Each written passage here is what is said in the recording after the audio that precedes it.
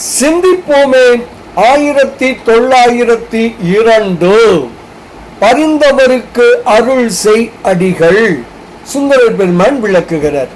கட்டப்பட்ட வில்லினால் வானில் பறந்து செல்லும் 3 மதில்களையும் அழித்த வன்மை உடையவர் அவர். அவரே அருளவும் செய்வார். அடிமை திறம் பூண்டு தொண்டு புரியும் நாட்களே புகழத்தக்க நாட்கள் எனவும், தொண்டு புரியாத நாட்கள் பயன் அற்ற நாட்கள் எனவும் கொண்டு அன்பு செய்பவர்களுக்கு அருள் புரியும் தன்மை உடையவர் அவர். இப்படிப்பட்ட இயல்போடு திருப்பாச்சிலாச்சிராமத்தில் எழுந்தருளி உள்ளார் அவர். என்னளவில் என்ன சொல்லி வேண்டினாலும் செவியில் கொள்ளாமல் நொடி பொழுதில் என்னை பரிந்து செல்வாராயின் இவரை தவிர என்னை ஆளும் தலைவர் வேறு இல்லை கொண்டோ.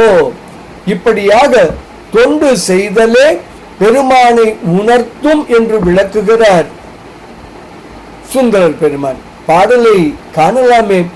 வலிந்த வெஞ்சிலையால் அந்தரத்து எயிலை வாட்டிய வகையினரேனும் புரிந்த அந்நாளே புகழத்தக்க அடிமை போகும் நாள் வீழும் நாளாகி பரிந்தவர்க்கு அருள் செய் ஆச்சிலா சிராமத்து அடிகள்தாம் யாது சொன்னாலும் பிரிந்து இறைபோதில் பேர்வதே ஆகில் இவர் அலாது இல்லையோ பிரானர் என்று சுந்தரர் பெருமான் தாம் அருளி செய்த திருப்பாட்டு எனும் 7வது திருமுறையில் 14வது பதிகத்தில் 5வது திருப்பாட்டில் மிக தெளிவாக விளக்குகிறார்.